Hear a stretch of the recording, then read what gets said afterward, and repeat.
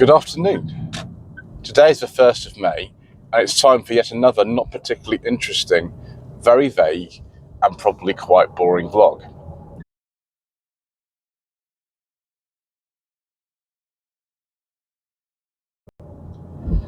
So, those of you who've been watching the channel a long time might know that in 2020, I acquired a 2003 Rover 45 2-litre V6 Connoisseur that I owned until 2023. The car's actually passed through a few hands since then. It was owned for a time by Reverend Parry Hughes from the Boaties World channel, who'd expressed an interest previously in buying the car from me, and he did. He was as good as his word. He gave me a good price for it, and he came to pick it up. So that's what happened to it immediately after I sold it. The car has, it's been to one person, but I think it's been moved on again since then. So, it's certainly a well-known car in the community. Thing is, though, over the weekend I attended the Pride of Longbridge and also Longships and Octagons, both of which are MG Rover themed events to some extent. They're not entirely, but you tend to see a lot of MG Rover rear cars there. And one of my friends, Signor Tode, who's had both a Jaguar XJ8 and a Rover P5 on the channel before, they're both his cars. He invited me whilst I was at Longships and Octagons the second day to drive his 2002 MG ZS 180. Now, I've not driven an MG ZS 180 since 2020, which is surprising for me because I've driven like so many MG Rover cars, and I'm not an expert on anything like that. I would never cut as an expert in anything really, but I just know a bit about them. I know a lot of the people who own them, so I just felt, it's a good opportunity. His is quite a nice one, so I had a go in the ZS 180 whilst I was there. Driving along the A6, I think it was, in Derbyshire, which is a good road actually, near the Great British Car Journey, and I just had a lovely time driving that actually. He didn't pay like even top money for his is in really quite a nice condition considering, and it was just a lovely experience actually. I've previously driven one obviously in 2020, and I found it very, very firm and just a little bit, too extreme for me. The styling's a bit too extrovert, the ride is too hard. It's not as well equipped as a Rover 45 V6 at all actually, but I really quite enjoyed driving it, and I thought, well, did I make a mistake in selling that 45 V6? Should I have just kept it? After all, if you watch any of the channel videos after about spring 2021, you'll see that there's a logo in them, and the logo is a stylish representation of a Rover 45 V6.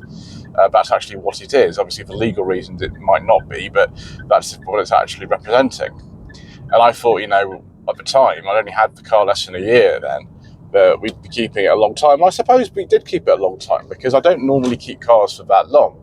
The Sanyong I'm driving today, which we also bought in 2020, is really an exception to sort of cars that I have. Like, I don't change cars often as some people do, but to have a car for 3 years for me is quite a long time, and that's how long I owned it.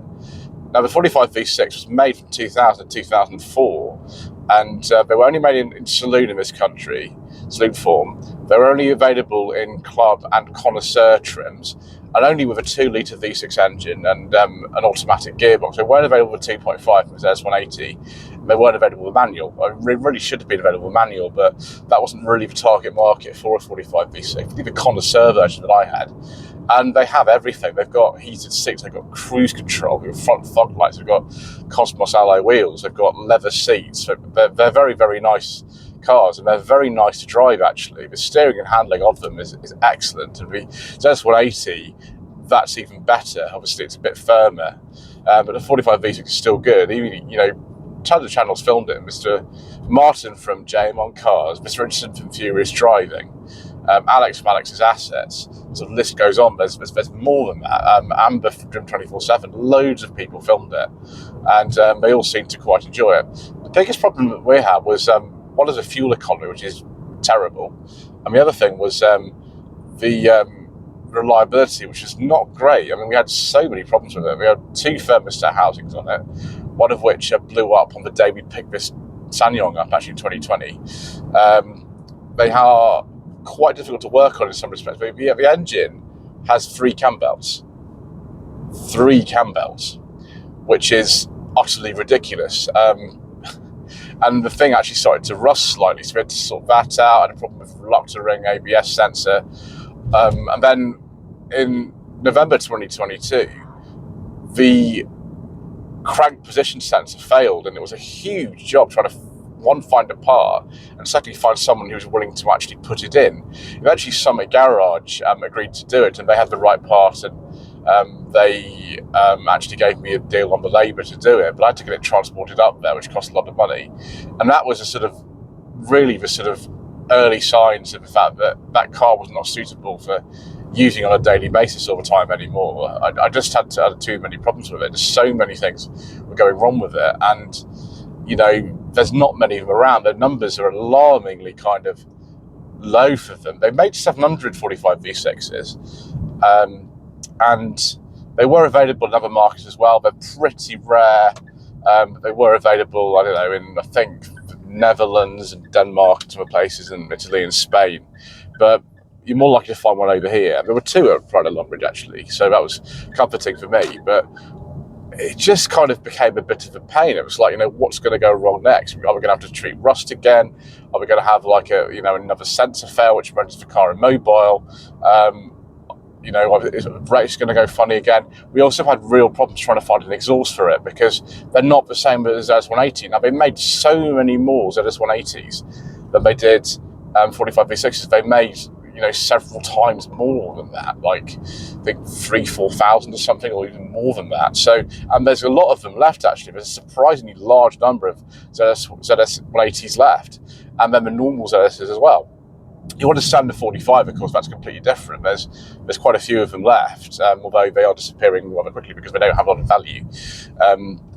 But yeah, it just became a bit of a pain. I think I was, at the time, one of the only people who was running a 45 V6 on a daily basis at all. Like, most of them are in collections now and they're looked after, which is fine. So obviously Reverend Parry Hughes wanted to add it to his collection, and he always wanted one, and I was very happy to supply it with him. So I don't miss the constant problems with it, which was just a feature of a lot of, unfortunately, 75s can be like that as well, and lots of other cars in the Rover era. It doesn't mean I don't like them, it just means they're very old cars and they need looking after. But it just became a bit of a pain to keep on the road if we're going to be using it all the time. And I don't really have space for just keeping cars just because I feel like I want to, like some of my friends do. I just don't have the space. My lady wife also doesn't like me having any more than about 3 cars. Obviously we've got 4 at the moment, and she really hates that. Absolutely hates it. It's a complete waste of time and money. So you have to be a bit sensitive about that. I'm sure many of you who are watching have lady wives or partners or husbands or whoever who don't appreciate what you think is an exciting thing to own. They just see it as a pain. So that was another reason why we got rid of it. And it was nice seeing it actually back in March when we had the social event at Talk Motor Cafe in Horsham, because the chap who owned it at the time, he brought it over, which is nice. It hadn't really changed a lot since I last saw it, which was around I think July 2023. I last saw it. I think that's when Reverend Parry Hughes picked it up. So that was nice, but I had an opportunity to actually buy it back, because I think the chap who brought it along to the end was putting it up for sale. I didn't realise he was doing that, but that's what he did. And so people said, do you want to buy it back? And I'm like, well, I don't know. I've got too many cars at the moment anyway, and I can't justify having it. And I drove his ZS180, and the steering, handling reminded me so much of the 45 V6 that I thought, what should I do? Did I miss out here or something? But I think rationally, there's no particular reason to have them. We've got a selection of cars now that I'm happy with, but I'm actually happy with the SsangYong. We had it this long. So I think really it would be a bit of a luxury that I can't afford at the moment, so we're not going to do that, which is a bit of a shame, but we can't own everything, can we? Anyway, thank you ever so much indeed once again for watching. Please don't forget to subscribe to the channel, like this video, comment below, and we shall see you again soon for some more very vague and not particularly interesting music.